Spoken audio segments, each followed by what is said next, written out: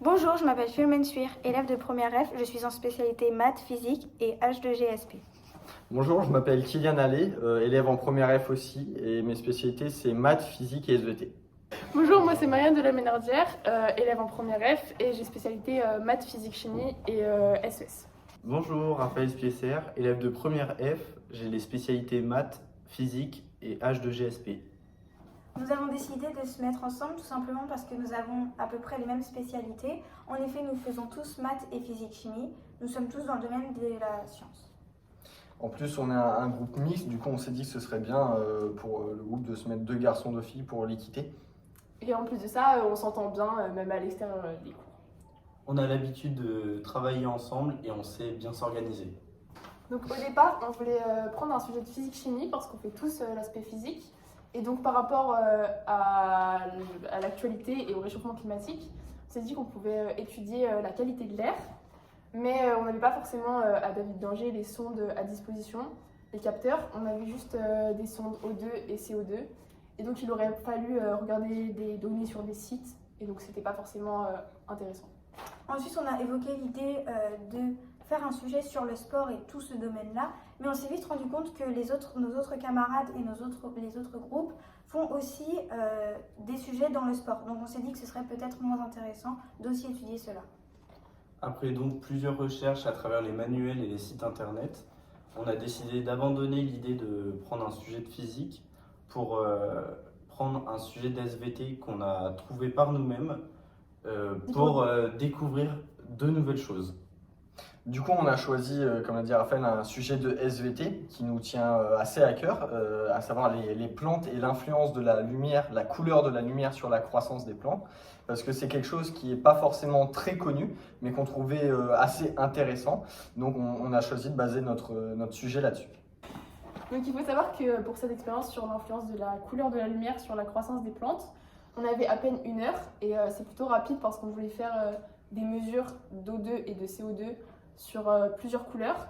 Et entre les couleurs, on devait stabiliser les courbes O2 et CO2 dans le noir. Et donc il fallait qu'on aille plutôt vite et c'est pour ça qu'on s'est réparti le travail. Pendant cette expérience, j'ai joué un petit peu le rôle de superviseur et j'ai aussi pris toutes les photos. Donc j'ai été un petit peu photographe.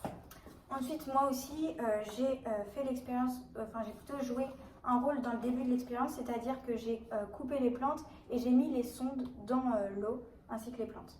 Et moi, j'ai plutôt été sur l'aspect technique, donc le temps qu'on allait laisser les plantes dans le noir entre chaque acquisition, et aussi le temps qu'on allait lancer l'acquisition pour chaque couleur de la lumière pour avoir quelque chose d'équilibré et pouvoir analyser par la suite les résultats. Après avoir fait l'expérience, dans les séances d'après, nous sommes répartis la tâche pour continuer le projet expérimental.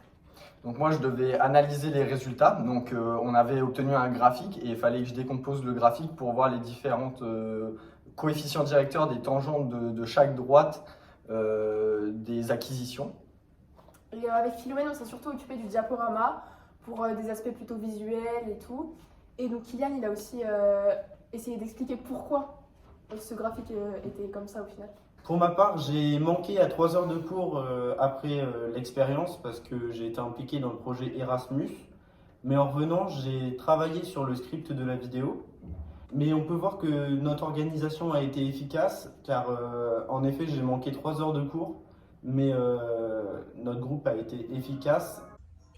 Durant notre expérience, tout s'est très bien passé. On a rencontré un seul petit problème qui est que la sonde CO2 ne donnait pas des résultats exacts. Elle ne fonctionnait pas très bien.